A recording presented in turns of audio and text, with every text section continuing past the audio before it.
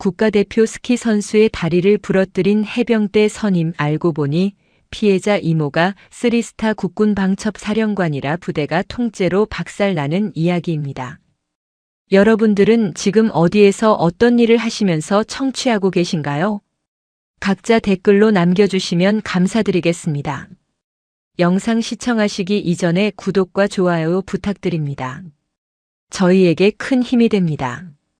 거친 숨소리가 고글 안쪽을 하얗게 흐리고 있었다. 심장이 흉곽을 부수고 나올 것처럼 쿵쿵거렸다.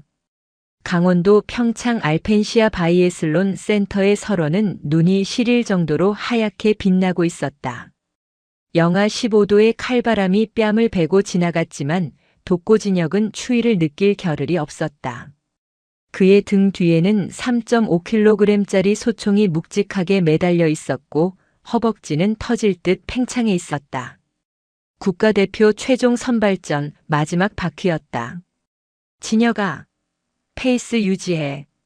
500m 남았어. 코치의 고함 소리가 바람결에 찢겨 들려왔다. 진혁은 입술을 깨물었다. 선두와는 불과 3초 차이. 이 내리막 구간에서 승부를 봐야 했다. 스키포를 찍는 팔 근육이 비명을 질렀다. 설원을 지치는 스키 플레이트가 날카로운 파열음을 내며 속도를 높였다. 눈앞의 풍경이 빗살무늬처럼 빠르게 뒤로 밀려났다. 할 수 있다. 지난 4년 피냄새가 날 정도로 달렸던 시간들이 주마등처럼 스쳤다. 돌아가신 부모님 대신 자신을 거둬준 이모, 그 무뚝뚝하지만 따뜻했던 얼굴을 떠올리며 진혁은 마지막 힘을 짜냈다. 가속도가 붙은 몸이 허공을 가르는 찰나였다. 우직근. 그것은 세상에서 가장 불길하고 둔탁한 소리였다. 눈 속에 숨어있던 단단한 빙판에 왼쪽 스키날이 걸렸다. 관성이 제어력을 잃는 순간 진혁의 몸이 허공으로 붕 떴다. 균형을 잡으려 애썼지만 이미 늦었다. 시야가 빙글 돌았다. 하얀 하늘과 하얀 땅이 뒤섞였다. 쾅! 설원에 처박힌 몸이 수미터를 굴렀다. 고글이 깨지며 파편이 눈가를 긁었고 왼쪽 무릎에서 뜨거운 불길이 치솟는 듯한 격통이 밀려왔다. 진혁은 눈 속에 얼굴을 파묻은 채 거친 숨을 몰아쉬었다. 귀가 멍했다. 멀리서 달려오는 사람들의 웅성거림, 사이렌 소리가 들려왔지만 현실 같지 않았다. 진혁은 떨리는 손으로 눈을 짚고 일어나려 했다. 하지만 다리가 말을 듣지 않았다. 부러진 스키 플레이트 조각이 눈앞에 처연하게 박혀 있었다. 그것은 마치 부러져 버린 자신의 꿈 같았다. 눈물이 핑 돌았지만 억지로 삼켰다. 차가운 눈바닥의 냉기가 뜨거운 몸을 식히며 속삭이는 듯 했다. 너는 끝났다고. 재활에는 2년이 걸린다고 했다. 하지만 진혁은 병원 침대에 누워 시간을 죽이는 대신 다른 선택을 했다. 도망치고 싶었다. 실패한 자신으로부터, 동정 어린 시선으로부터, 그리고 더 이상 달릴 수 없다는 절망으로부터. 가장 춥고 가장 힘들고 아무도 자신을 모르는 곳. 그는 해병대를 지원했다. 그것도 전방 중의 전방, 김포 청룡 부대였다. 입대 후 훈련소에서의 시간은 무채색이었다. 진혁은 말수를 줄이고 그림자처럼 지냈다. 하지만 송곳은 주머니 속에 있어도 뚫고 나오는 법이었다. 사격 훈련 날이었다. 동기들이 소총의 반동과 굉음에 놀라 허둥대는 사이 진혁은 익숙하게 K2 소총의 개머리판을 어깨 견착점에 밀착시켰다. 바이애슬론 소총과는 무게 중심도 방아쇠 압력도 달랐지만 사격의 본질은 같았다. 심박수를 조절하고 호흡을 멈추고 격발의 순간까지 총구를 고정하는 것.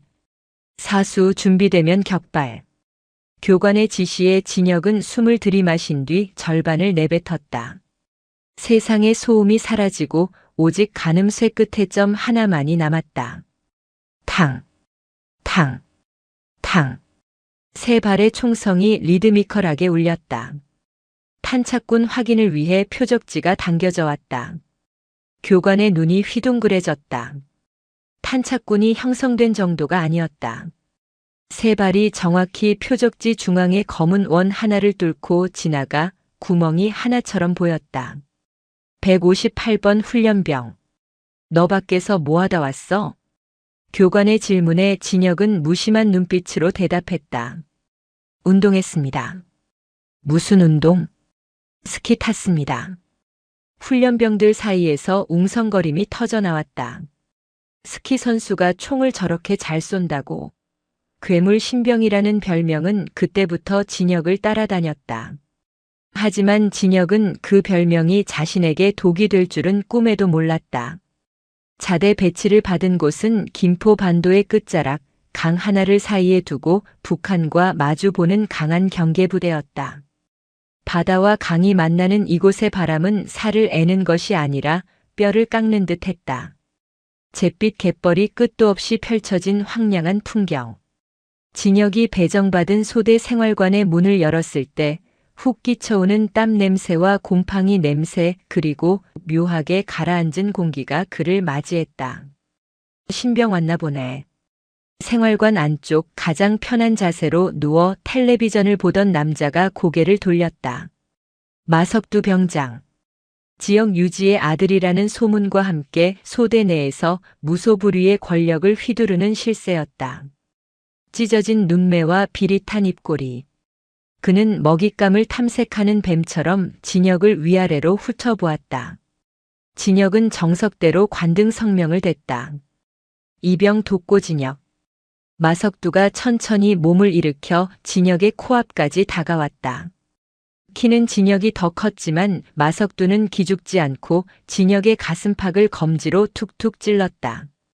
내가 그 사격 괴물이라며? 스키 타다 왔다면서? 그렇습니다. 근데 눈빛이 왜 그래? 여기가 아직도 스키장인 줄 아나 봐? 아주 눈에 힘이 잔뜩 들어갔네. 마석두는 진혁의 꼿꼿한 자세와 흔들림 없는 눈빛이 마음에 들지 않았다. 보통 신병들은 잔뜩 얼어서 시선을 피하기 마련인데 이 녀석은 달랐다. 마치 자신을 관찰하는 듯한 혹은 견뎌내겠다는 듯한 그 태도가 마석두의 열등감을 건드렸다. 마석두는 갑자기 진혁의 관물대를 발로 걷어찼다. 와르르. 잘 정리되어 있던 전투복과 속옷, 세면도구들이 바닥으로 쏟아졌다. 치약이 터져나와 바닥에 지시겨졌다.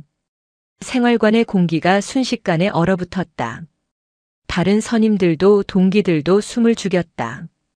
정리 상태가 이게 뭐야? 빠져가지고. 다시 정리해. 10초 준다. 못하면 오늘 잠은 다 잔 줄 알아라. 억지였다. 누가 봐도 완벽한 정리 상태였다. 하지만 군대라는 폐쇄된 사회에서 계급은 깡패였다. 진혁은 주먹을 꽉 쥐었다. 손톱이 손바닥을 파고들었다. 눈앞의 남자를 제압하는 건 3초면 충분했다. 하지만 그래서는 안 됐다. 그는 도망쳐 온 곳에서 또다시 문제를 일으키고 싶지 않았다. 이모의 얼굴을 떠올리며 진혁은 천천히 무릎을 꿇고 흩어진 물건들을 줍기 시작했다. 죄송합니다. 시정하겠습니다. 마석두가 킬킬거리며 진혁의 머리를 손가락으로 툭 밀었다. 그래, 기어라. 운동선수 출신이라길래 뭐 대단한 줄 알았더니 별거 없네. 그날부터 지옥이 시작되었다. 마석두의 괴롭힘은 단순한 구타보다 더 교묘하고 악랄했다. 식사 시간 마석두는 배식 당번에게 눈짓을 했다. 진혁의 식판에는 건더기 하나 없는 멀건 국물과 밥 2숟가락만이 담겼다. 운동하는 애들은 체중 관리해야지. 살찌면 둔해져서 쓰겠냐? 내가 특별히 신경 써주는 거야.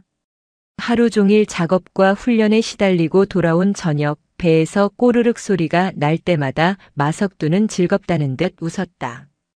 밤에는 잠을 재우지 않았다. 1시간 간격으로 깨워 암구호를 확인하거나 잊지도 않은 먼지를 찾아내라며 걸레질을 시켰다.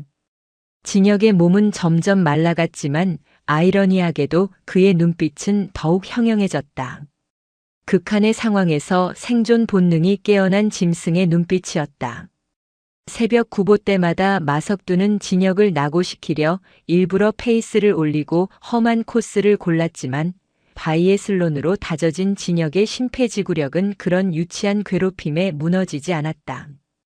숨소리 하나 흐트러지지 않고 끝까지 따라붙는 진혁을 보며 마석두는 점점 더 초조해졌다. 겨울이 깊어지며 김포의 추위는 절정에 달했다. 강물 위로 유빙이 떠다니고 갯벌은 얼었다 녹기를 반복하며 죽음의 늪처럼 변해갔다. 1월의 어느 날 사단 전체에 혹한기 경계 강화 지시가 내려왔다. 영하 20도의 밤이었다. 야 돋고 오늘 야간 매복 너랑 나다. 준비해라. 마석두가 씩 웃으며 말했다. 소대장의 지시가 아니라 마석두가 임의로 짠 조 편성이었다. 다른 병사들이 걱정스러운 눈빛으로 진혁을 쳐다보았지만 아무도 나서지 못했다. 진혁은 묵묵히 군장을 쌌다. 규정보다 훨씬 무거운 돌과 모래주머니가 들어있었지만 내색하지 않았다. 매복 지점은 강한 철책 너머 썰물 때만 드러나는 갯벌 한가운데 있는 무명섬 인근이었다. 칠흑 같은 어둠 속에서 눈보라가 몰아치기 시작했다. 한치 앞도 보이지 않는 화이트아웃. 진혁과 마석두 그리고 후임병 2명은 서로의 군장에 연결된 끈 하나의 의지에 갯벌을 걸었다. 발을 디딜 때마다 지늘기 전투화를 쫙쫙 소리내며 잡아당겼다. 병장님, 눈이 너무 많이 옵니다. 시야 확보가 안 됩니다. 철수해야 할 것 같습니다. 무전병이 떨리는 목소리로 보고했다. 하지만 마석두는 짜증을 내며 손을 휘저었다. 시끄러워 새끼야. 내가 여기 지리를 눈 감고도 다녀. 조금만 더 가면 포인트야. 거기서 라면이나 끓여 먹고 복귀한다. 쫄지 마. 마석두의 오만이었다. 눈보라 때문에 방향 감각은 이미 상실된 상태였다. 그들은 정해진 순찰로를 벗어나 위험 지역인 갯골 쪽으로 향하고 있었다. 갯골은 썰물때 바닷물이 빠져나가며 생긴 깊은 골짜기로 갯벌 위에 함정이나 다름없었다. 앞서 걷던 마석두의 비명과 함께 그의 몸이 순식간에 땅 밑으로 꺼졌다. 푹 하는 소리와 함께 허리까지 지늘기 차올랐다. 야, 나 좀 꺼내. 당겨. 마석두가 버둥거릴수록 몸은 더 깊이 빨려 들어갔다. 설상가상으로 멀리서 쏴아 하는 소리가 들려왔다. 밀물이었다. 서해의 밀물은 걸음보다 빠르다. 검은 바닷물이 갯골을 타고 뱀처럼 밀려 들어오고 있었다. 후임병들은 공포에 질려 뒷걸음질 쳤다. 집안이 약해 다가갔다간 같이 빨려 들어갈 상황이었다. 살려줘. 야, 이 새끼들아. 뭐해? 마석두의 얼굴이 공포로 일그러졌다. 물은 이미 가슴팍까지 차올랐다. 얼음장 같은 바닷물이 그를 삼키려 하고 있었다. 그때 대열 후미에 있던 진혁이 움직였다. 그는 망설임 없이 자신의 무거운 군장을 풀었다. 그리고 주변에 떠밀려와 있던 썩은 나무 판자 2개를 주워들었다. 스키. 이건 눈이 아니라 갯벌이다. 진혁은 본능적으로 자세를 낮췄다. 판자 위에 엎드려 체중을 넓게 분산시켰다. 바이애슬론 경기장에서 설원을 지치던 감각이 갯벌 위에서 되살아났다. 그는 팔과 다리를 교차하며 진흙 위를 미끄러져 나갔다. 푹푹 빠지는 걸음이 아니라 표면 장력을 이용한 슬라이딩이었다. 인간의 움직임이라기보다 갯벌 위를 나는 짐승 같았다. 독고야. 나 좀 살려줘. 진혁은 순식간에 마석두에게 접근했다. 물은 이미 마석두의 턱 밑까지 차올라 있었다. 진혁은 자신의 총기 멜빵을 풀어 마석두에게 던졌다. 잡으십시오. 죽기 싫으면 꽉 잡으세요. 마석두가 허우적대며 멜빵을 잡았다. 진혁은 온몸의 근육을 비틀어 당겼다. 허벅지가 터질 것 같았고 팔에 쥐가 났다. 진흙의 흡입력은 엄청났다. 진혁은 이을 악물었다. 여기서 놓치면 이 인간은 죽는다. 아무리 쓰레기 같은 인간이라도 눈앞에서 죽게 둘 수는 없었다. 끄아! 짐승 같은 기압과 함께 진혁이 마지막 힘을 짜냈다. 뽕 하는 소리와 함께 마석두의 몸이 진흙 밖으로 뽑혀 나왔다. 두 사람은 진흙투성이가 된 채 갯벌 위에 널브러졌다. 마석두는 쿨럭거리며 바닷물을 토해냈다. 살았다. 후임병들이 달려와 그들을 부축했다. 진혁은 숨을 몰아쉬며 마석두를 바라보았다. 살려냈다는 안도감이 들었다.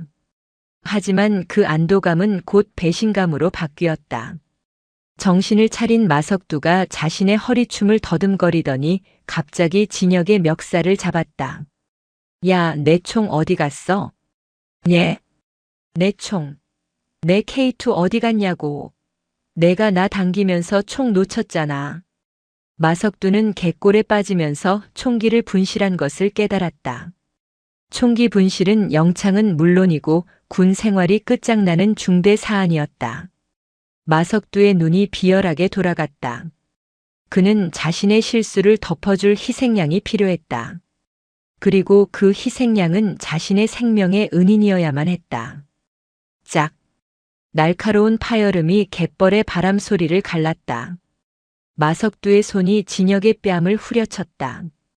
내가 잃어버린 거야. 알았어?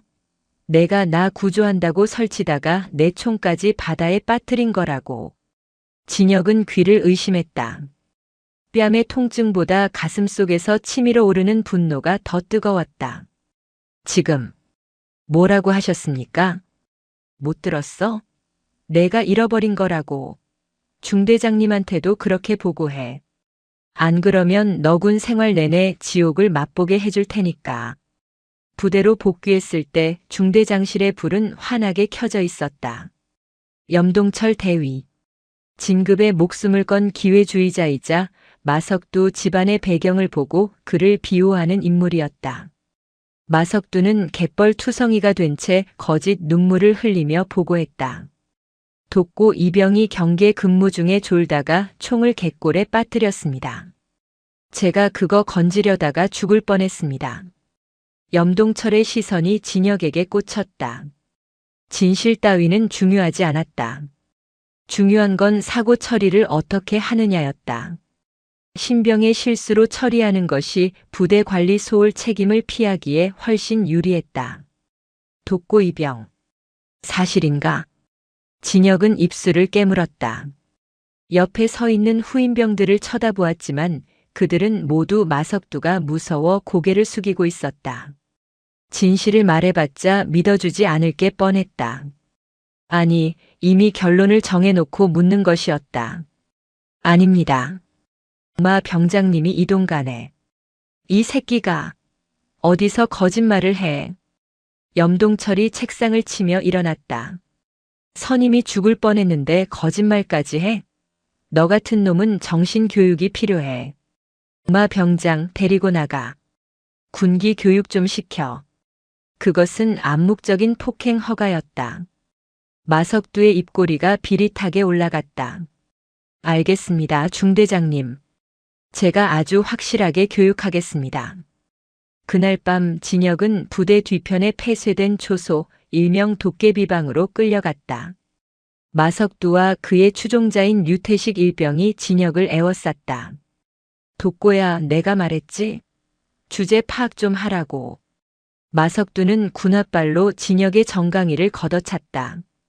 억소리와 함께 진혁이 무릎을 꿇었다.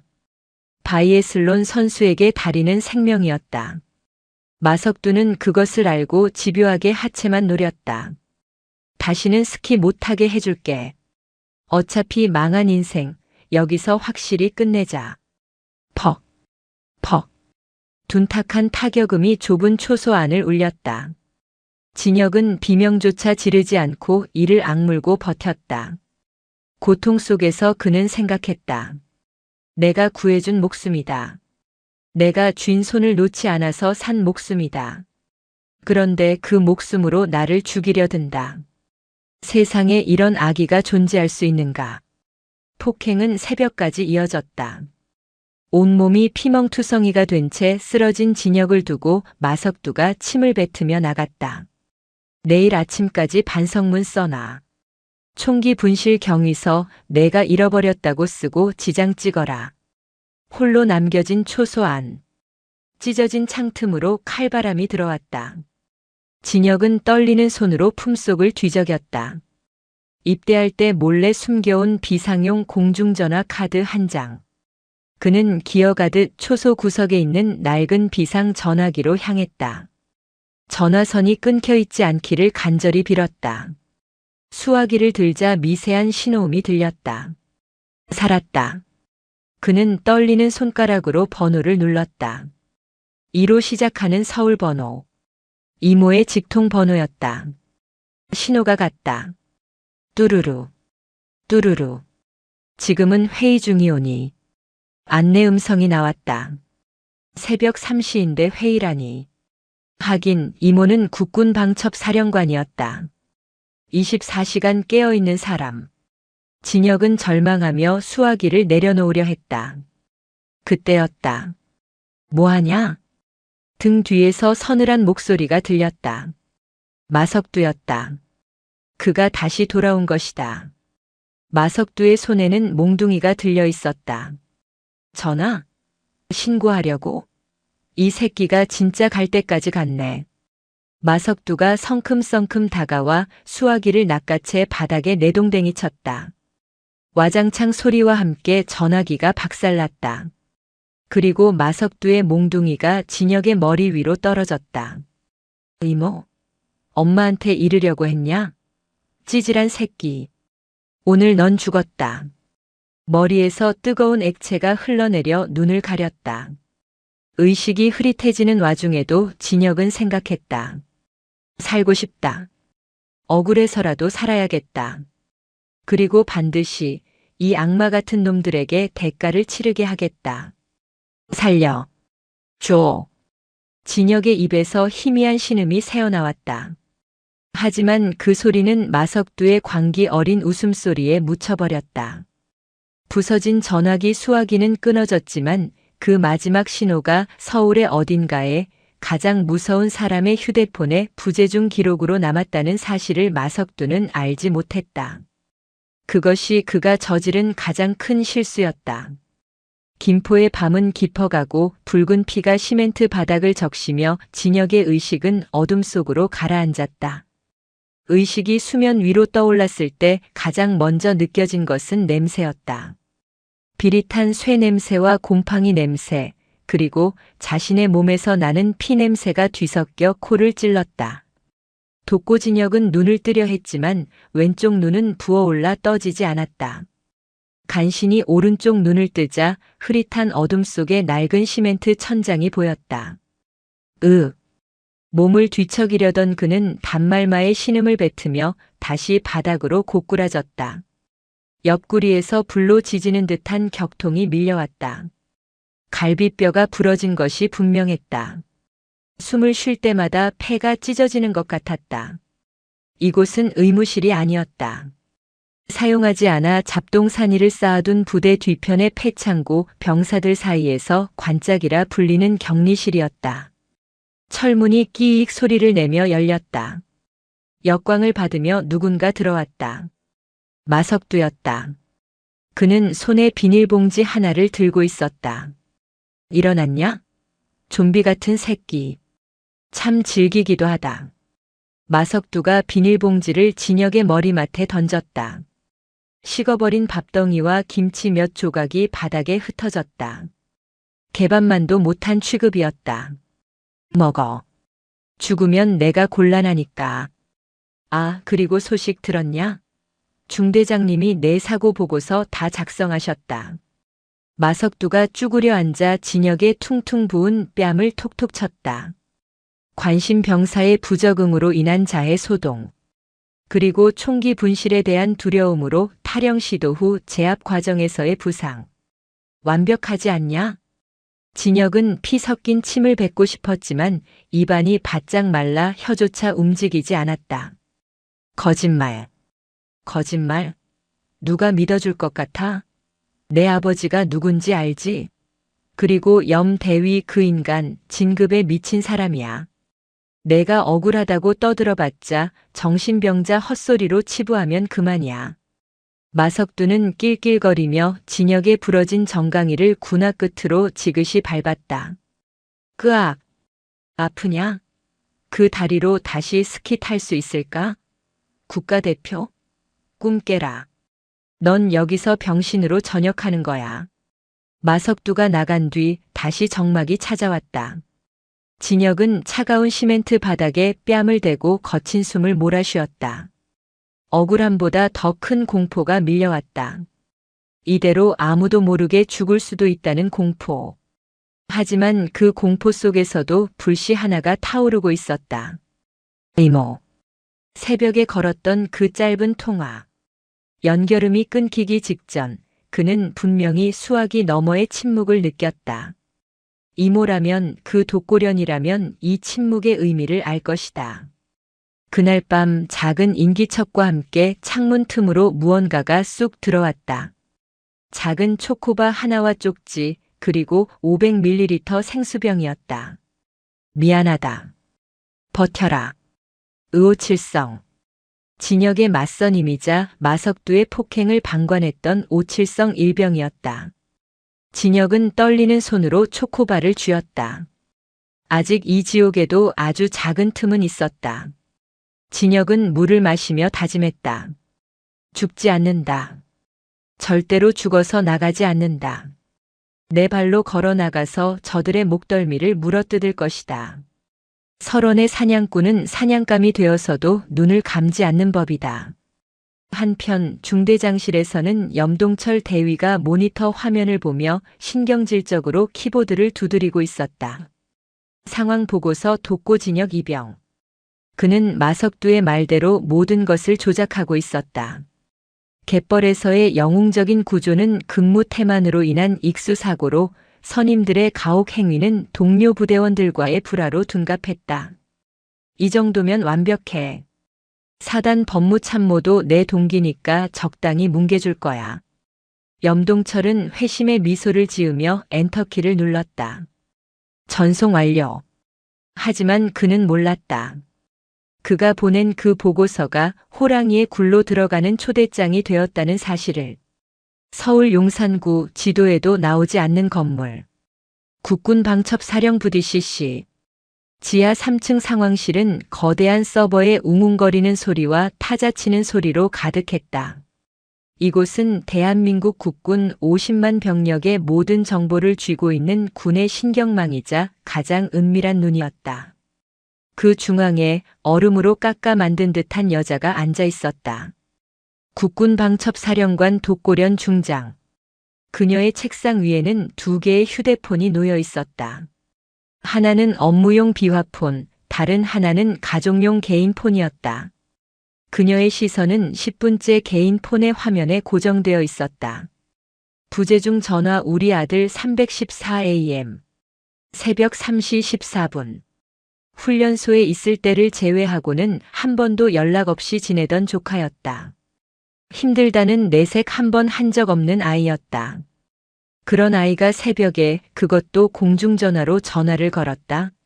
그리고 3초 만에 끊어졌다. 사령관님, 합참작전회의 자료입니다. 부관이 서류를 내밀었지만 독고련은 손을 들어 제지했다.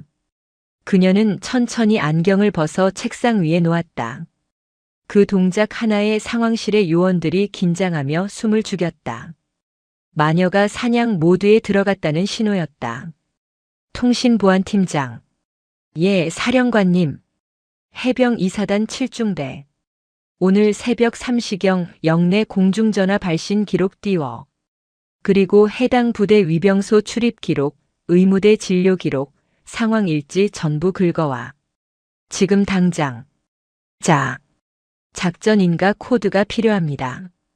사유는 무엇으로? 대공 용의점 확인. 간첩 식별. 서늘한 대답에 팀장의 등골이 오싹해졌다. 조카의 안부를 확인하기 위해 국가정보망을 동원하는 것이 아니다. 그녀의 직감이 말하고 있었다. 그곳에서 범죄가 일어나고 있다고. 5분 뒤 대형 스크린에 데이터들이 쏟아졌다. 독고련의 눈동자가 빠르게 데이터를 훑어내렸다. 그리고 한 지점에서 멈췄다. 재밌네. 그녀가 차갑게 중얼거렸다. 새벽 3시에 공중전화 사용 기록은 있는데 통화 시간은 3초. 그런데 상황 일지에는 특이 사항 없음. 더 웃긴 건 여기야. 오늘 오전 9시에 올라온 사고 보고서. 그녀가 가리킨 화면에는 염동철이 작성한 허위 보고서가 떠 있었다. 자해 및 탈영 시도. 독고련은 코웃음을 쳤다. 바이애슬론 국가대표 상비군이 탈영을 하려다가 잡혔다. 그것도 3km 구보도 못 뛰는 일반 보병들한테. 이게 말이 된다고 생각하나? 부관은 침을 꿀꺽 삼켰다. 그리고 의무대 기록이 없습니다. 자해를 해서 부상을 입었다면 병원에 갔어야 하는데 사단 의무대에도 국군 수도병원에도 입원 기록이 없습니다. 그렇지. 다쳤는데 병원에 없다. 그럼 어디에 있을까? 독고련이 자리에서 일어났다. 의자가 뒤로 밀리며 날카로운 소리를 냈다. 그녀는 정복 상의를 걸치며 명령했다. 감찰 1팀, 2팀 소집해. 무장해라. 그리고 내 차 대기시켜. 목적지는 어디입니까? 김포. 쥐새끼들 잡으러 간다. 그 시각 김포 이사단 중대장실에 전화벨이 울렸다. 염동철은 귀찮다는 듯 수화기를 들었다. 통신보안 중대장 대위 염동철입니다. 여기 국방부 민원실입니다.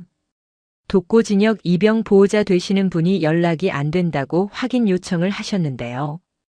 염동철의 표정이 일그러졌다. 귀찮게 구는군. 아, 그 이모라는 분입니까? 전해 주십시오. 독고 이병 지금 훈련 중에 경미한 부상을 입어서 의무대에서 쉬고 있다고. 통화는 나중에 시켜드린다고 하세요. 자꾸 이렇게 부대에 전화하면 아들군 생활에 도움 안 된다고도 꼭 전하시고요. 염동철은 퉁명스럽게 쏘아붙이고 전화를 끊었다. 하지만 그는 몰랐다.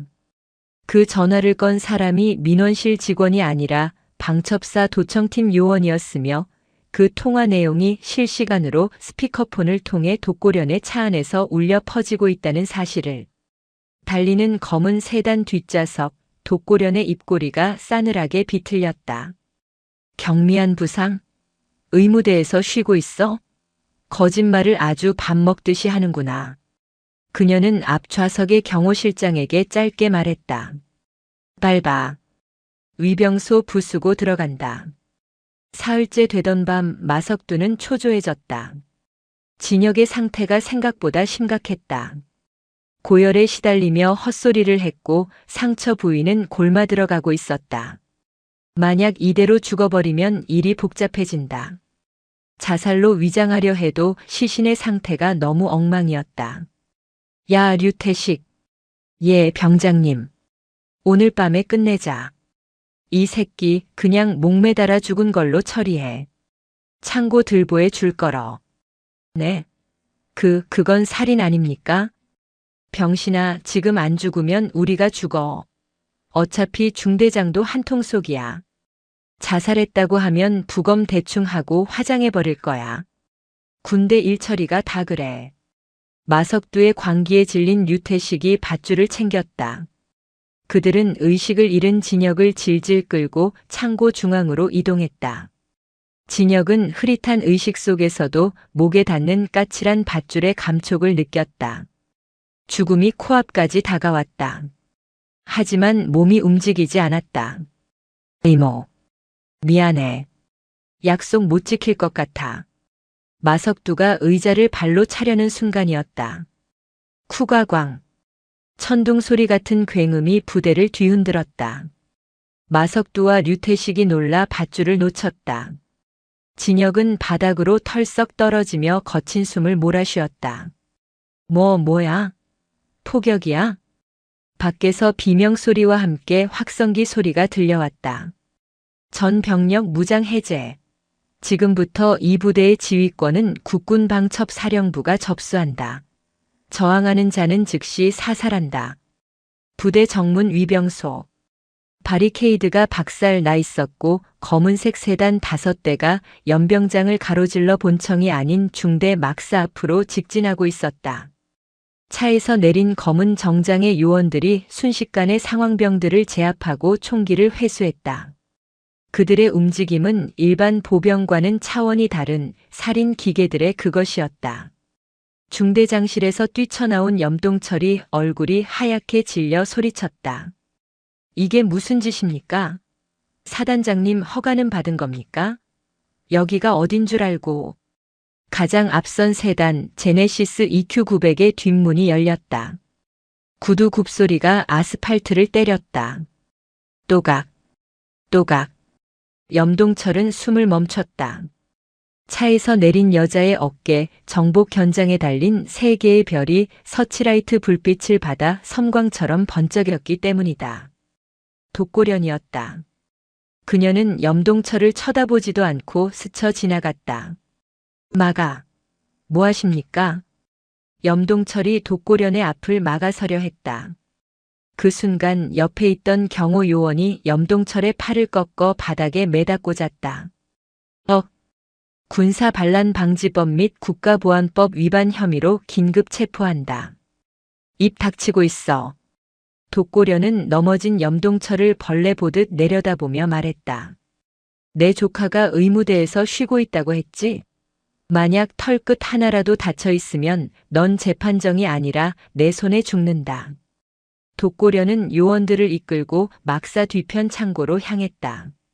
그녀의 정보력은 이미 진혁의 위치를 정확히 파악하고 있었다. 창고 앞을 지키고 있던 마석두가 문을 열고 나오다 독고련과 마주쳤다. 누구십니까? 여기는 통제구역. 마석두는 말을 끝맺지 못했다. 독고련의 뒤에 선 요원들이 소총을 겨누고 있었기 때문이다. 하지만 독고련은 요원들을 물렸다. 그녀는 천천히 마석두에게 다가갔다. 마석두는 본능적인 공포에 뒷걸음질 쳤다. 계급장의 문제가 아니었다. 저 여자의 눈빛은 사람을 죽여본 자의 눈빛이었다. 내가 마석두냐? 저는 독고련의 손이 번개처럼 움직였다. 짝. 고개가 돌아갈 정도의 강력한 따귀였다. 마석두가 비틀거리자 독고련은 그의 정강이를 걷어찼다. 퍽. 마석두가 비명을 지르며 쓰러졌다. 이건 내 조카 몫이다. 독고련은 쓰러진 마석두를 넘어 창고 안으로 들어갔다. 어둠 속 바닥에 쓰러져 있는 진혁이 보였다. 목에는 밧줄 자국이 선명했고 얼굴은 피투성이었으며 다리는 기이하게 꺾여 있었다. 독고련의 눈동자가 흔들렸다. 천하의 독고련, 피도 눈물도 없다는 어른 마녀의 무릎이 꺾였다. 그녀는 진혁에게 달려가 그를 끌어안았다. 차가운 몸, 미세하게 떨리는 심장 박동. 진혁아. 진혁이 힘겹게 눈을 떴다. 피로 얼룩진 시야 속에 그리운 얼굴이 보였다. 꿈일까? 하지만 뺨에 닿는 이모의 손길이 너무나 따뜻했다. 이모. 그래, 이모 왔다. 늦어서 미안해. 정말 미안해. 진혁은 그제야 안도감에 긴장이 풀리며 눈물을 흘렸다. 나 스키 다시 탈 수 있을까? 그 말에 독고련은 입술을 깨물어 울음을 참았다. 그녀는 진혁의 머리를 가슴에 품으며 밖을 향해 사자후를 토해냈다. 의무팀, 헬기 불러. 당장 국군 수도병원을 비우라고 해. 그리고 그녀의 시선이 문 밖에서 벌벌 떨고 있는 마석두와 끌려오는 염동철을 향했다. 저 새끼들 당장 지하 조사실로 쳐넣어. 헌병대 넘기지 마. 내가 직접 신문한다. 청룡 부대의 밤하늘 위로 닥터 헬기의 프로펠러 소리가 울려 퍼졌다. 그것은 진혁에게는 생명의 소리였고 가해자들에게는 지옥문이 열리는 종소리였다. 설원의 사냥꾼은 쓰러졌지만 그를 지키는 거대한 용이 깨어난 것이다. 국군 수도병원 옥상 헬기장. 프로펠러가 일으키는 거센 바람이 독고련의 코트 자락을 사정없이 흔들고 있었다. 응급 헬기에서 내려지는 이동식 침대 위 산소호흡기를 쓴 독고 진혁의 얼굴은 시트보다 더 창백했다. 의료진이 다급하게 달려들어 진혁을 인계받았다.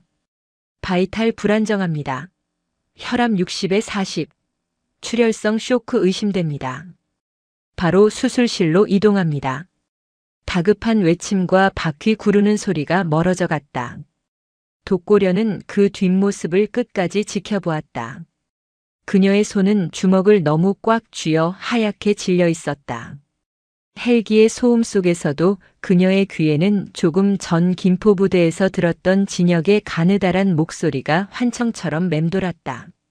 이모, 다시 스키 탈 수 있을까?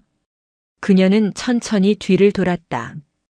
그녀의 뒤에는 방첩사 수사단장 박대령이 굳은 표정으로 서 있었다. 박대령. 예, 사령관님. 지금부터 김포 이사단 7중대를 지구상에서 지워버린다. 물리적으로 없애라는 게 아니야. 그 안에 모든 시스템, 인원, 공기까지 털어. 먼지 한 톨이라도 나오면 전부 구속해. 알겠습니다. 가해자 마석두 중대장 염동철은 현재 방첩사 지하 조사실로 압송 완료했습니다. 그런데 박 대령이 잠시 망설였다. 이사단장과 해병대 사령부 쪽에서 연락이 빗발칩니다. 절차상 헌병대군 사경찰로 이첩해달라고 합니다. 자신들이 엄정 수사하겠다고 난리입니다. 독고련의 눈매가 싸늘하게 휘어졌다. 엄정 수사? 제 식구 감싸기 하겠지. 헌병대에 넘기는 순간 우발적 사고로 축소될 게 뻔해. 전에 내 허락 없이 수사 개입하려는 놈이 있으면 그놈도 공범으로 간주하고 내가 직접 옷 벗기. 알겠습니다. 그리고 현장에서 확보한 결정적인 증거가 있습니다. 박 대령이 비닐 지퍼백에 담긴 작은 녹음기를 건넸다. 오칠성 일병이 제출한 겁니다. 현장에 있던 병사인데 두려움에 떨면서도 이걸 끝까지 지키고 있었습니다. 독고련은 녹음기를 받아들었다. 차가운 기계의 감촉. 이 작은 물건 안에 조카의 비명과 악마들의 웃음소리가 담겨 있을 것이다. 그녀는 녹음기를 품 안 깊숙이 넣었다. 그 병사 오칠성 일병. 특별보호 조치해. 내부 고발자라고 또 괴롭힘 당하게 두지 마. 휴가 보내고 원하면 부대 이동시켜. 다시 김포 청룡부대. 상황은 아비규환이었다. 방첩사 요원들은 중대 행정반의 컴퓨터 하드디스크를 통째로 뜯어냈고 캐비닛에 있던 서류란 서류는 모조리 압수했다. 생활관의 병사들은 전원 연병장의 집 앞에 고개를 숙이고 있었다. 그 중에는 오칠성도 있었다. 그는 두려움에 떨고 있었다.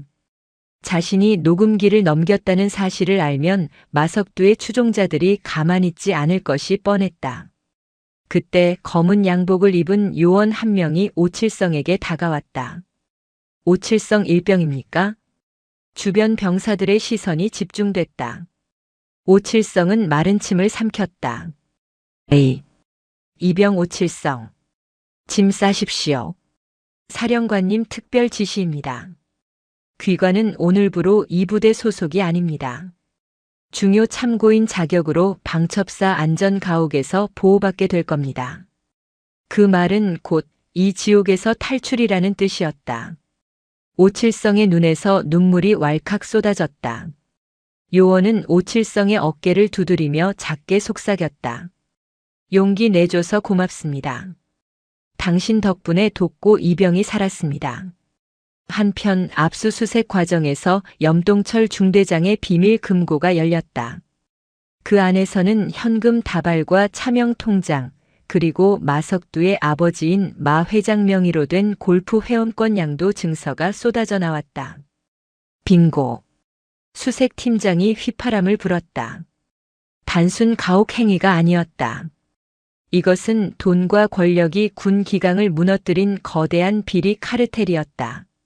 서울 남영동 인근 지도에 표시되지 않는 건물의 지하 4층.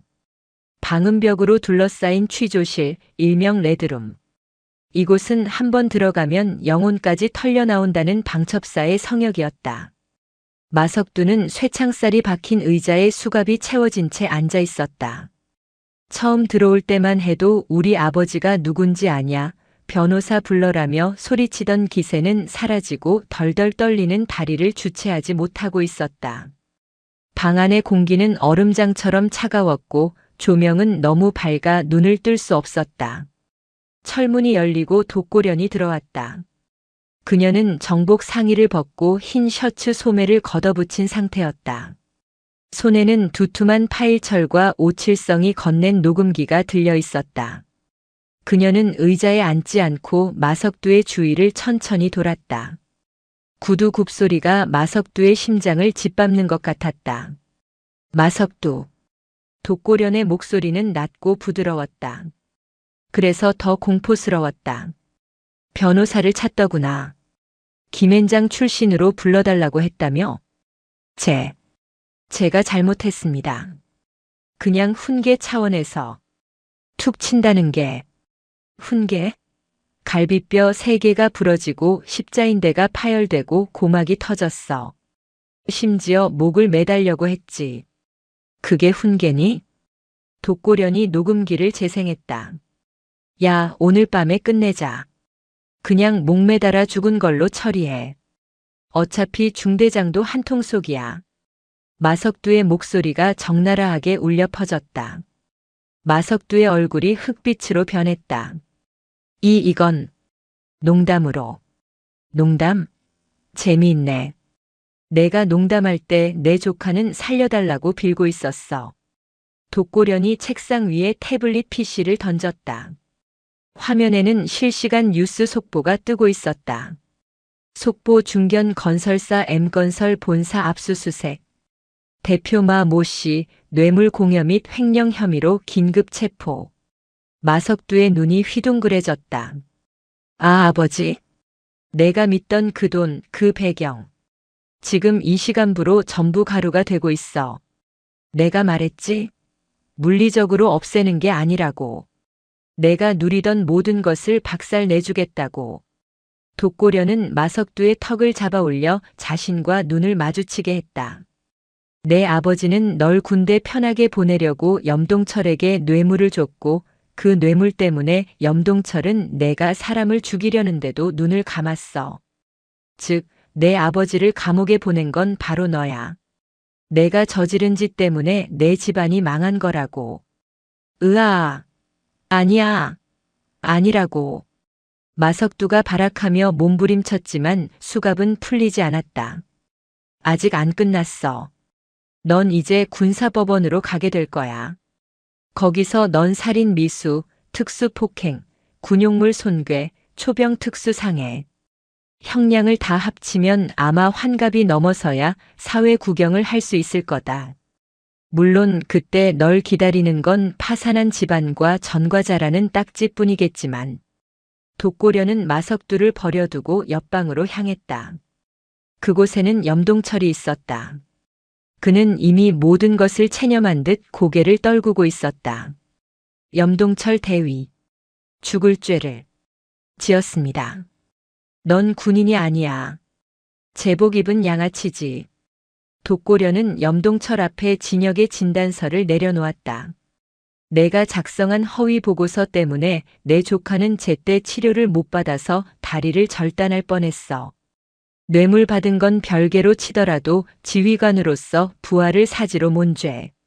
그건 용서가 안 된다. 사령관님. 한 번만 선처해 주십시오. 처자식이 있습니다. 처자식? 내 조카는 부모도 없이 나 하나 보고 컸어. 그런 애를 내가 짓밟았어. 독고련이 밖을 향해 손짓했다. 수사관들이 들어와 염동철을 일으켜 세웠다. 이놈 계급장 때. 그리고 구속수감해. 옷 벗는 걸로 안 끝나. 연금 박탈은 물론이고 평생 군 문턱도 못 밟게 만들어. 염동철이 끌려나가며 울부짖었지만 독고려는 뒤도 돌아보지 않았다. 복도에 서 있던 그녀는 잠시 벽에 기대어 눈을 감았다. 악인들을 심판했지만 마음속의 불길은 꺼지지 않았다. 진짜 싸움은 이제부터였다. 병원에 누워있는 진혁이 일어나야만 이 전쟁은 끝나는 것이다. 수술은 10시간이 넘게 이어졌다. 부러진 뼈를 맞추고 파열된 인대를 잇고 터진 장기를 봉합하는 대수술이었다. 수술실 앞 대기실, 대한민국에서 가장 바쁜 정보기관장인 독고려는 전화기도 꺼둔 채 망부석처럼 앉아 있었다. 새벽 4시. 수술 중 램프가 꺼지고 집도의가 필요한 기색으로 나왔다. 독고련이 벌떡 일어났다. 선생님, 아이는요? 다행히 고비는 넘겼습니다. 생명에는 지장이 없습니다. 독고련의 입에서 안도의 한숨이 터져 나왔다. 다리가 풀려 주저앉을 뻔했다. 하지만 의사의 표정이 어두웠다. 왼쪽 무릎과 발목 손상이 너무 심합니다. 뼈는 붓겠지만 인대와 신경 손상이 커서 다시 예전처럼 걷기 힘들 수도 있습니다. 선수 생활은 마음의 준비를 하시는 게 좋겠습니다. 하늘이 무너지는 소리였다. 스키가 전부였던 아이였다. 걷는 것조차 힘들 수 있다니. 독고려는 입술을 깨물어 피를 냈다. 선생님, 부탁드립니다. 걷게만 해주세요. 걷는 것만이라도. 중환자실로 옮겨진 진혁은 사흘 만에 눈을 떴다. 온몸에 튜브를 꽂은 채였다. 독고려는 방호복을 입고 그의 곁을 지키고 있었다. 이모. 목소리가 갈라져 나왔다. 그래, 나 여기 있어. 아무 걱정하지 마. 마석두, 염동철 그리고 그 패거리들. 다 잡았어. 이제 너 괴롭힐 사람 아무도 없어. 하지만 진혁의 눈동자는 불안하게 흔들렸다. 내 다리. 다리 느낌이 안 나. 독고려는 진혁의 손을 꼭 잡았다. 차마 사실을 말할 수 없었다. 마취 때문에 그래. 수술 잘 됐대. 시간 지나면 괜찮아질 거야. 그녀는 거짓말을 했다. 이 아이에게 지금 당장 절망을 줄 수는 없었다. 시간이 흘러 진혁이 일반 병실로 옮겨졌을 때 병실 텔레비전 뉴스에서는 연일 해병대 가혹 행위 및 뇌물 비리 사건이 대서특필되고 있었다. 국방부 장관이 대국민 사과를 했고 마석두와 염동철의 구속 기소 장면이 자료 화면으로 나왔다. 포승줄에 묶여 마스크를 쓴 채 고개를 숙인 그들의 모습. 진혁은 그 장면을 멍하니 바라보았다. 속이 시원할 줄 알았는데 가슴 한구석이 텅 빈 것 같았다. 복수가 끝났는데 왜 기쁘지 않지? 그때 병실 문이 열리고 휠체어 하나가 들어왔다. 오칠성이었다. 그도 조사를 받느라 그리고 마음의 짐 때문에 수척해져 있었다. 진혁아. 칠성이 형. 오칠성이 진혁의 침대 곁으로 다가왔다. 미안하다. 내가 너무 늦게 용기 내서. 나 때문에 내가 더 많이 다친 것 같아서. 오칠성이 울먹였다. 진혁은 힘겹게 손을 뻗어 오칠성의 손을 잡았다. 아니야, 형. 형 덕분에 살았어. 그 초코바랑 물. 그리고 녹음기. 형 아니었으면 나 진짜 죽었을 거야. 두 사람은 서로를 보며 눈물을 흘렸다. 지옥에서 살아 돌아온 전우애였다. 며칠 뒤 의사가 회진을 왔다. 붕대를 풀고 다리 상태를 확인하는 날이었다. 진혁은 떨리는 마음으로 자신의 다리를 내려다보았다. 앙상하게 마른 다리 그리고 수술 자국들이 진해처럼 얽혀 있었다. 발가락 한번 움직여 보시겠습니까? 의사의 말에 진혁은 온 신경을 발끝에 집중했다. 하지만 발가락은 미동도 하지 않았다. 식은 땀이 흘렀다. 다시 한번 천천히. 안 된다. 움직이지 않는다. 진혁의 눈이 공포로 커졌다. 선생님, 왜 안 움직이죠? 못 걷나요? 의사가 난처한 표정으로 독고련을 바라보았다. 독고련이 고개를 끄덕였다. 이제는 말해야 할 때였다. 진혁아, 신경 손상이 심해서 재활을 아주 오래 해야 해. 어쩌면 보조기 없이는 걷기 힘들 수도 있어. 병실에 정적이 흘렀다. 진혁은 멍하니 천장을 올려다보았다. 스키는커녕 걷지도 못한다. 사냥꾼이 다리를 잃었다. 그럼 나 이제 아무것도 못하는 거야? 절망이 병실을 집어삼키려던 순간 독고련이 진혁의 멱살을 잡듯 어깨를 감싸 쥐었다. 누가 그래? 누가 아무것도 못한대? 독고련의 눈빛이 그 어느 때보다 강렬하게 빛났다. 너 나한테 그랬지. 갯벌에서 마석두 구할 때 스키 타듯이 미끄러져서 구했다고. 넌 눈이 없어도 스키를 탔어. 다리? 그까짓 거 다시 만들면 돼. 내가 대한민국 최고의 재활팀, 아니 전 세계를 뒤져서라도 너 걷게 만들 거야. 이모, 너 국가대표 독고진혁이야. 마석두 같은 쓰레기들한테 밟혀서 끝날 인생 아니라고. 보여줘. 내가 어떻게 다시 일어나는지. 저들이 감옥에서 썩어가는 동안 너는 보란듯이 설원을 달리는 거. 그게 진짜 복수야.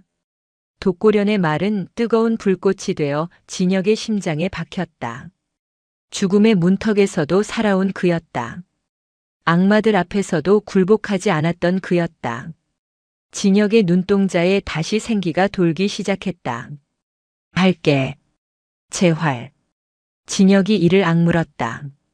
걷는 걸로 안 끝나. 나 다시 달릴 거야. 그래서 이모한테 금메달 걸어줄 거야. 독고련이 진혁을 으스러져라 끌어안았다. 창밖으로 아침 햇살이 쏟아져 들어오고 있었다. 긴 어둠의 터널을 지나 비로소 진짜 새벽이 오고 있었다. 그리고 그 빛 속에서 부러진 날개를 다시 펴는 독수리처럼 진혁의 두 번째 인생이 시작되려 하고 있었다.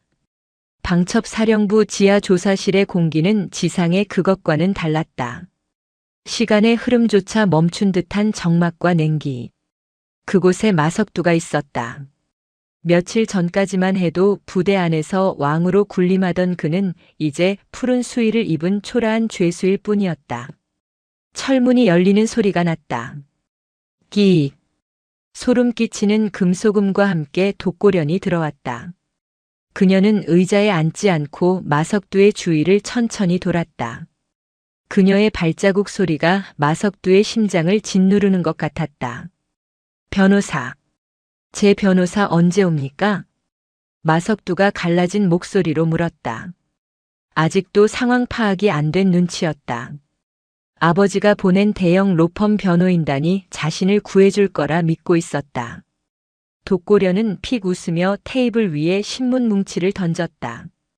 읽어봐.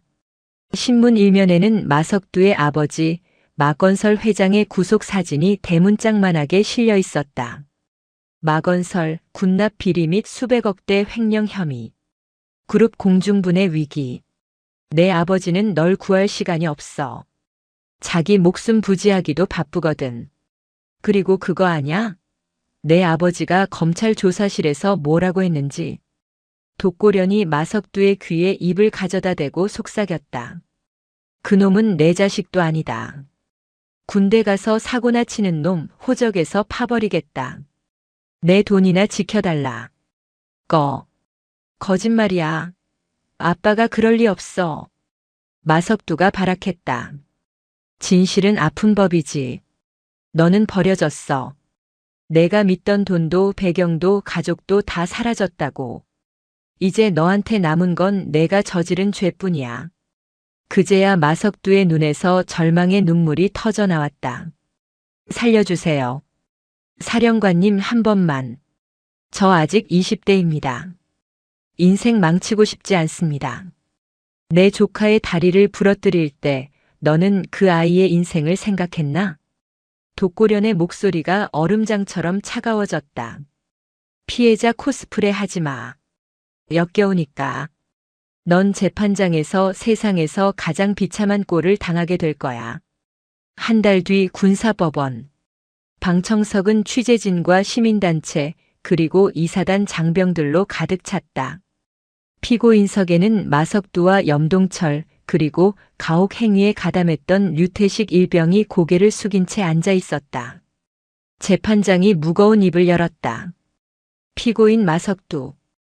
귀관은 선임병이라는 지위를 이용하여 후임병을 상습적으로 폭행, 가혹 행위를 일삼았고 급기야 자신의 생명을 구해준 은인에게 누명을 씌워 살해하려고 시도했다.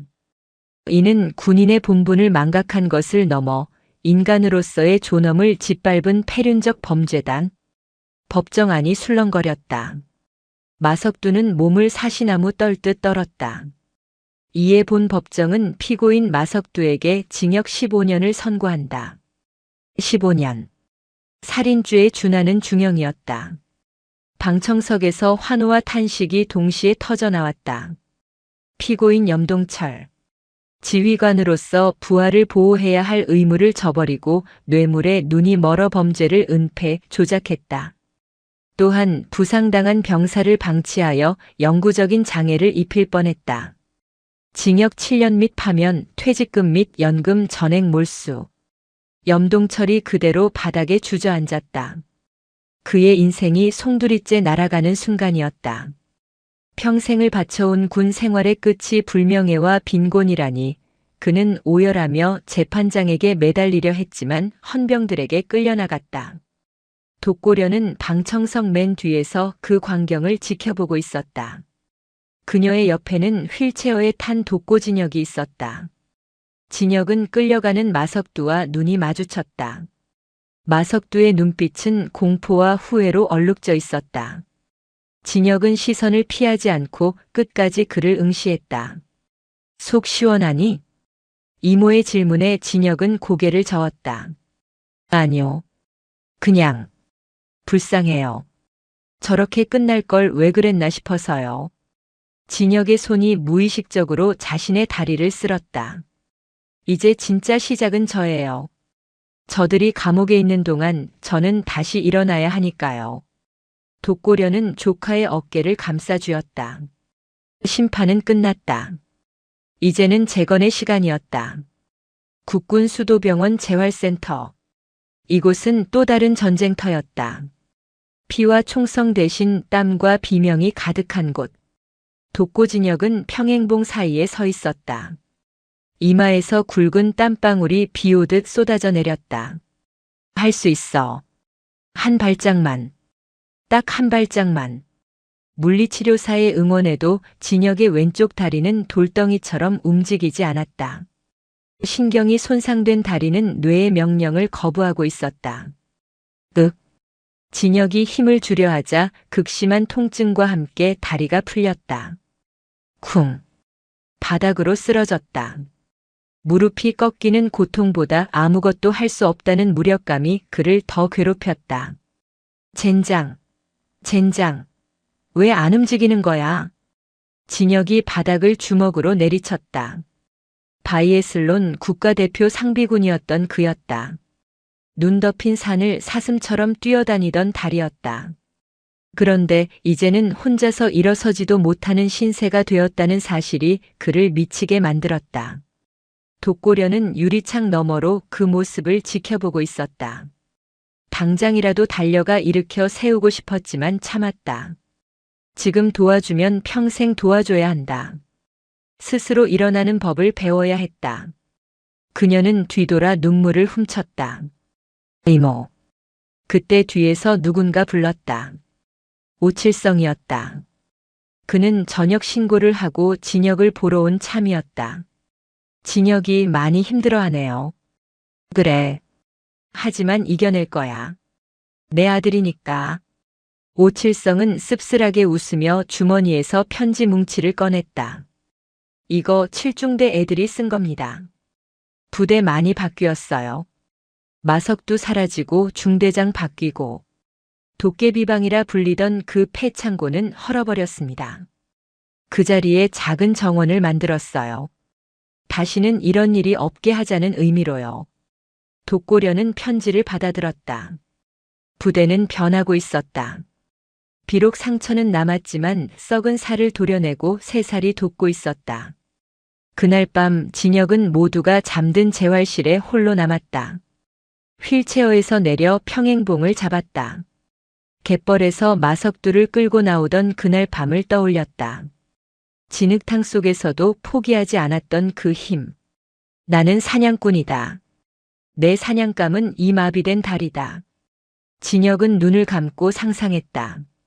설원을 달리는 자신의 모습. 차가운 바람, 거친 숨소리, 그리고 표적을 꿰뚫는 총성. 뇌에서 보내는 신호가 척추를 타고 내려가 끊어진 신경망을 두드렸다. 움찔. 발가락이 미세하게 움직였다. 착각이 아니었다. 아주 작은 경련이었지만 그것은 신호탄이었다. 움직였다. 진혁은 다시 한번 힘을 주었다. 이번엔 발목이 까딱거렸다. 환희와 고통이 동시에 밀려왔다. 그는 평행봉을 잡고 온몸을 비틀어 일으켰다. 한 발 질질 끌리던 왼발이 바닥을 딛고 앞으로 나아갔다. 으아! 재활실이 떠나가라 포효했다. 그것은 짐승의 울음소리이자 부활의 노래였다. 다음 날 아침 독고련이 병실에 왔을 때 진혁은 침대에 앉아 그녀를 맞이했다. 이모, 나 퇴원 언제 해? 왜? 더 쉬어야지. 아니, 이제 병원은 지겨워. 스키장으로 가야겠어. 눈이 나를 부르는 것 같아. 진혁의 눈동자에 예전의 그 야성이 돌아와 있었다. 독고련은 미소 지었다. 그래. 가자. 설원으로. 1년 후 겨울. 강원도 평창 알펜시아 바이애슬론 센터. 전국 동계 체육대회 일반부 경기장에는 팽팽한 긴장감이 감돌았다. 관중석 한편 선글라스를 쓴 독고련이 조용히 앉아 있었다. 그녀의 시선은 출발선의 선 158번 선수에게 고정되어 있었다. 독고진혁. 그가 돌아왔다. 아직 왼쪽 다리에는 보조기가 채워져 있었지만 유니폼 위로 드러난 허벅지 근육은 터질 듯 단단했다. 1년간의 지옥 훈련이 만든 갑옷이었다. 선수 준비. 출발 신호와 함께 진혁이 눈을 박차고 나갔다. 쉭쉭. 스키 플레이트가 설원을 가르는 소리가 경쾌했다. 하지만 고통은 여전했다. 다리를 움직일 때마다 신경이 곤두서는 통증이 올라왔다. 진혁은 그 통증을 리듬으로 삼았다. 아프다는 건 살아있다는 증거다. 첫 번째 오르막 구간. 숨이 턱까지 차올랐다. 다른 선수들이 치고 나갔다. 관중석에서 탄식이 흘러나왔다. 역시 부상 공백은 어쩔 수 없는 걸까. 하지만 진혁은 당황하지 않았다. 갯벌을 생각해. 그 진흙탕보다는 여기가 훨씬 편해. 그는 상체 근육을 이용해 폴을 더 강하게 찍었다. 하체의 부족함을 상체의 힘으로 메꾸는 주법. 지난 1년 독고련이 섭외한 특수부대 교관들과 함께 산을 기어오르며 만든 새로운 기술이었다. 진혁의 속도가 다시 올라갔다. 드디어 사격 구간. 진혁이 사선에 엎드렸다. 심장이 180회로 요동쳤다. 호흡이 거칠었다. 그는 고글 너머로 50m 전방의 검은 표적을 응시했다. 바람이 불었다. 왼쪽에서 오른쪽으로 깃발이 세차게 펄럭였다. 김포의 강바람과 비슷한 바람이었다. 진혁은 미소 지었다. 바람은 적이 아니라 친구다. 숨을 멈췄다. 세상의 소음이 사라졌다. 마석두의 비웃음도 염동철의 고함도 수술실의 차가운 공기도 모두 사라지고 오직 표적과 자신만 남았다. 탕. 첫 번째 표적이 넘어갔다. 탕. 탕. 두 번째, 세 번째. 리듬이 빨라졌다. 탕. 탕. 5발명 중 만발이었다. 와! 관중석에서 함성이 터졌다. 진혁은 총을 메고 다시 일어났다. 이제 남은 건 마지막 2.5km. 선두 그룹이 눈앞에 보였다. 다리가 비명을 질렀다. 멈춰, 이제 됐잖아. 이 정도면 충분해. 내면의 목소리가 속삭였다. 하지만 진혁은 고개를 저었다. 아니, 보여줘야 한다. 나를 지켜준 이모에게, 나를 믿어준 칠성이 형에게, 그리고 나 자신에게. 가자. 돕고 진혁. 그는 마지막 남은 에너지를 전부 태웠다. 바람을 가르고 눈보라를 뚫고 앞서가던 선수를 하나씩 제쳤다. 결승선이 보였다. 하얀 눈밭 위로 붉은 플래카드가 펄럭이고 있었다. 결승선을 통과하는 순간 진혁은 하늘을 향해 주먹을 찔러 올렸다. 포효할 힘조차 남아있지 않았다. 그는 그대로 눈밭에 큰 대자로 쓰러졌다. 차가운 눈의 감촉이 뜨거운 얼굴을 식혀주었다. 살아있다. 나는 살아있다. 그리고 이겼다. 시상식. 진혁은 금메달을 목에 걸었다. 국가대표 복귀를 알리는 신호탄이었다. 애국가가 울려 퍼지고 사람들의 박수가 쏟아졌다. 진혁은 시상대에서 내려와 관중석으로 향했다. 사람들이 길을 비켜주었다. 그는 독고련 앞에 섰다. 천하의 얼음 마녀 방첩 사령관 독고련의 눈시울이 붉어져 있었다. 이모. 진혁은 자신의 목에 걸린 금메달을 벗어 독고련의 목에 걸어주었다. 약속 지켰어. 나 다시 일어났어. 독고련은 떨리는 손으로 조카의 얼굴을 어루만졌다. 거칠어진 피부, 흉터 남은 눈썹. 그 모든 것이 훈장처럼 보였다. 고맙다. 살아줘서 고맙고 포기하지 않아서 고맙다. 내 아들 장하다. 독고련이 진혁을 꽉 끌어안았다. 주위에서 환호와 박수가 터져나왔다. 오칠성과 옛 전우들도 그 모습을 보며 눈물을 훔쳤다. 진혁은 이모의 어깨 너머로 펼쳐진 하얀 설원을 바라보았다. 1년 전 부러진 스키와 함께 멈췄던 시간이 다시 흐르고 있었다. 이제 그는 더 이상 도망자가 아니었다. 시련을 삼키고 더 강해진 진정한 설원의 사냥꾼이었다. 그의 입가에 옅은 미소가 번졌다. 겨울 바람이 불어왔지만 더 이상 춥지 않았다. 그의 심장 속에 뜨거운 불꽃이 타오르고 있었으니까. 이야기는 그렇게 눈부신 설원 위에서 새로운 시작을 알리며 막을 내렸다. 영상이 유익하셨다면 구독과 좋아요, 댓글까지 부탁드리겠습니다.